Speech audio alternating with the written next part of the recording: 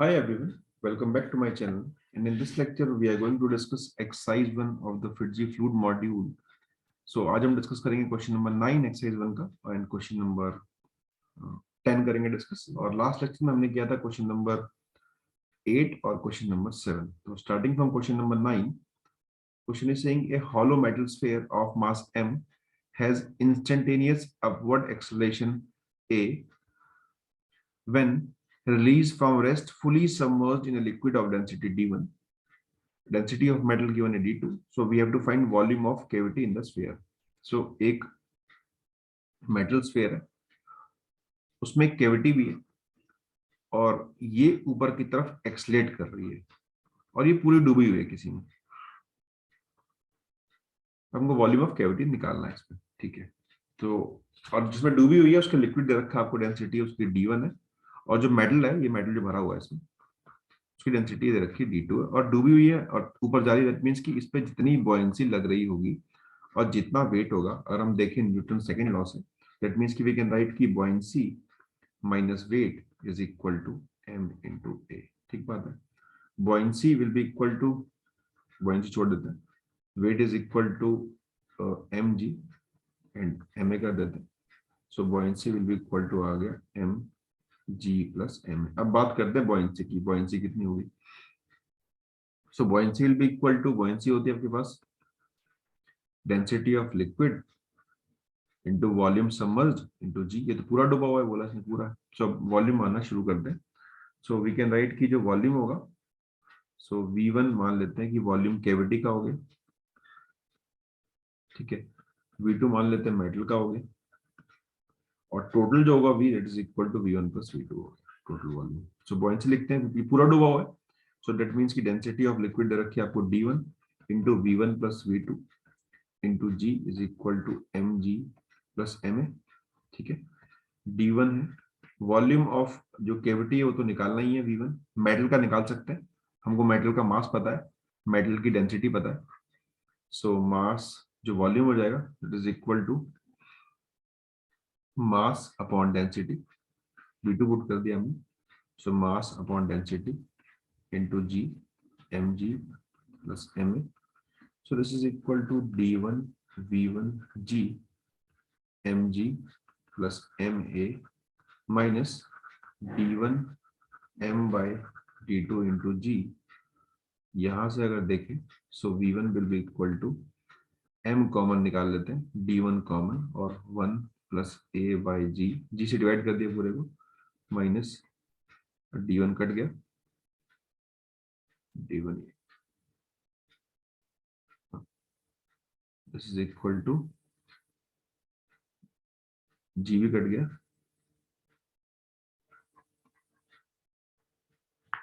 This is equal to, G cut गया and m common आ गया।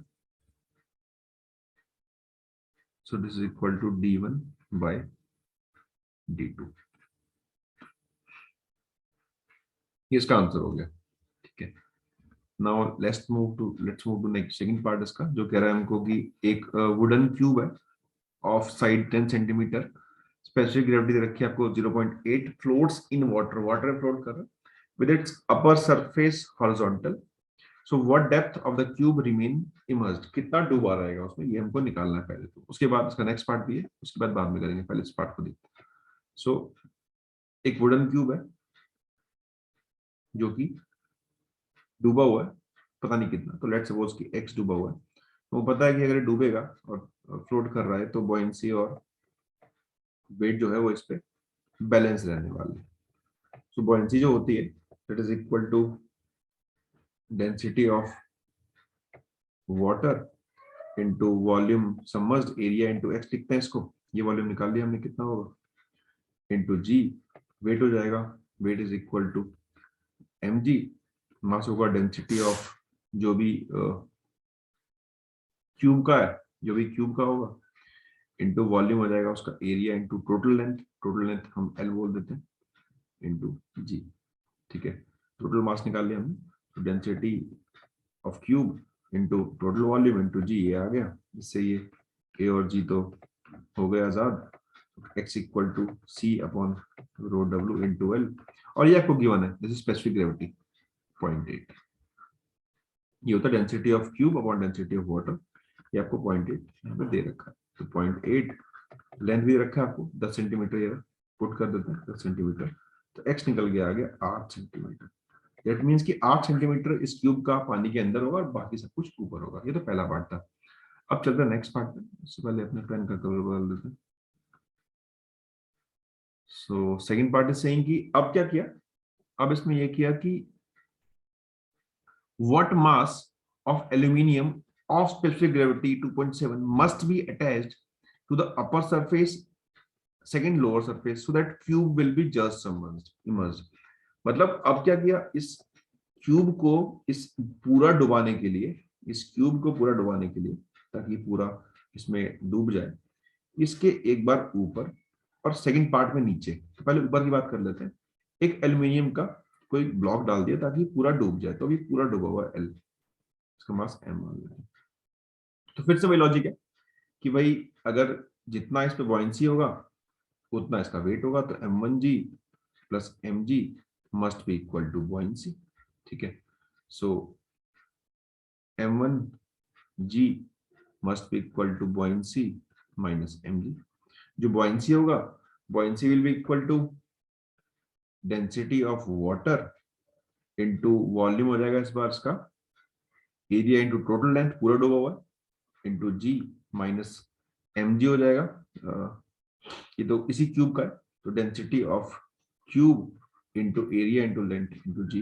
इससे हम ये निकाल पाएंगे कि m1 कितना होगा। m1 ही निकालना है हमको निकालना है मास ऑफ इसका कितना मास होगा एल्यूमिनियम का। तो जी से जी ये सारे कट गए, is equal to density of water minus density of cube into area into length common आ गया, और वॉल्यूम जो टोटल होगा वो एरिया इनटू लेंथ ही है, मतलब कुल मिला के बोल सकते हैं एल क्यूब, क्योंकि ये क्यूबिकल ब्लॉक है। तो डेंसिटी ऑफ आपको क्यूब गिवन है पूरा ये 0.8 rho W, this is rho W minus 0.8 rho W into L cube put कर लेते हैं। So this is equal to 0.2 rho W density of water gram में पुट कर लेते हैं, ग्राम में होता है 1 इनटू एल क्यूब भी सेंटीमीटर में छोड़ देते हैं, 10 सेंटीमीटर था ये तो क्यूब हो जाएगा तो 1000 हो जाएगा, इट इज इक्वल टू 200 ग्राम। अभी ग्राम में आंसर आ गया क्योंकि हमने ग्राम में छोड़ दिया। सेकंड पार्ट क्या कहता है, सेकंड पार्ट कह रहा है कि अब क्या किया इसमें, इस क्यूब को ना अब हमने जो लगाया एल्यूमिनियम वाले को, वो उसके ऊपर ना लगाते हुए नीचे लगा दिया। दैट मीन्स कि अब भी सेम होगा, अब भी जितना वेट होगा इस पे m1g plus mb must be equal to buoyancy होने वाला है अभी। बस फर्क ये है कि बॉयंसी अब दोनों पे लगेगा क्योंकि दोनों डूबे हुए, नीचे लगाने से फर्क पड़ने वाला है। दैट मीन्स कि अगर मैं निकालूं इसको, so this will be equal to m1g plus mg, buoyancy हो जाएगा डेंसिटी ऑफ वाटर इनटू दोनों का वॉल्यूम। दैट मीन्स कि बोल देते हैं कि वॉल्यूम v1 है और v2 है इनटू जी, तो जी से जी ये कट गया। So m1 will be equal to m और m1 will equal to rho w v1 plus rho w v2 minus mass, ये इसका मास है इस क्यूब का, that is equal to m के बदले पुट कर देता हूँ density of cube upon into volume of cube का माना है हमने यहाँ पे w लिखा हमने, इसका माना है हमने v1 और इसका माना है v2, तो इनटू v1 पुट कर लेते हैं। So this is rho w minus rho निकाल लेते हैं, कॉमन आ गया क्यूब का, into v1 plus density of water into v2।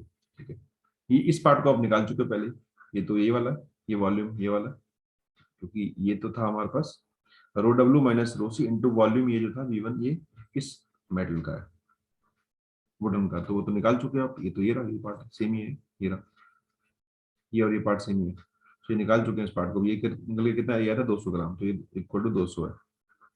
Plus density of water I this is equal to 1, volume निकाल सकते हो V2 that is equal to हो जाएगा m1 और अपॉन m1 अपॉन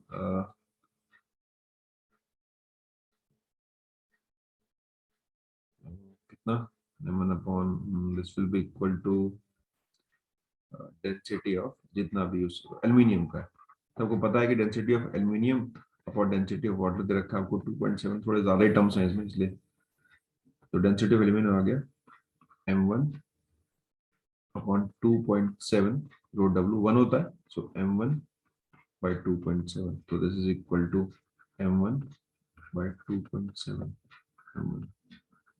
इधर ले आते हैं इसको इस तरफ m1 इसको इस तरफ ले आते हैं is equal to 1.7 upon 2.7 is equal to 200, solve करेंगे तो m1 will be equal to 317.6 ग्राम। तो थोड़ा ये कैलकुलेटिव था लेकिन वेरी इजी, क्योंकि एक ही कॉन्सेप्ट है weight equal to buoyancy. So this is all about this question. Next चलते हैं।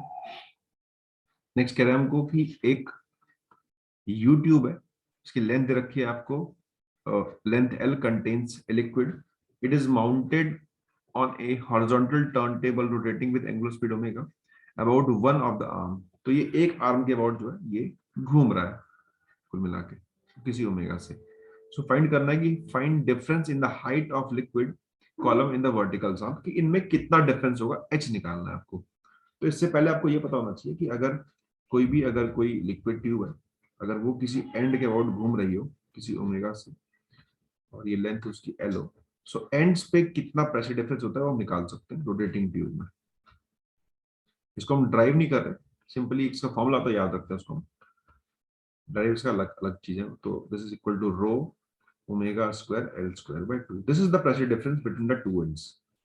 ये 1 है ये 2 है, तो दिस इज इक्वल टू, समझ सकते हैं डेल्टा भी जो लिखा है हमने P2 माइनस P1। अब इसी कॉन्सेप्ट को यूज करने वाले हैं। तो अगर इस पॉइंट को हम यहाँ 1 मान लें, इस पॉइंट को 2 मान लें, सो P2 माइनस P1 जो होगा this is equal to rho omega square L square by 2।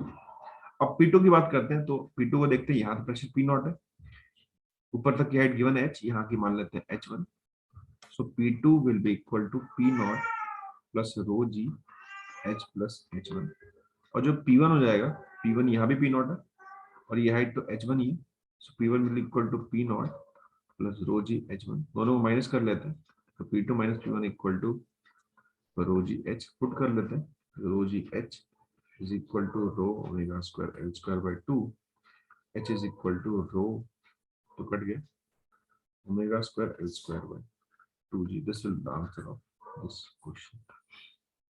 सो इस लेक्चर में हमने 9-10 सवाल किए और एक्सरसाइज 1 के जो मेजरली डाउट्स होते हैं स्टूडेंट्स के वो हमने सारे इसमें कवर किए। और this is all about this lecture, thanks for watching.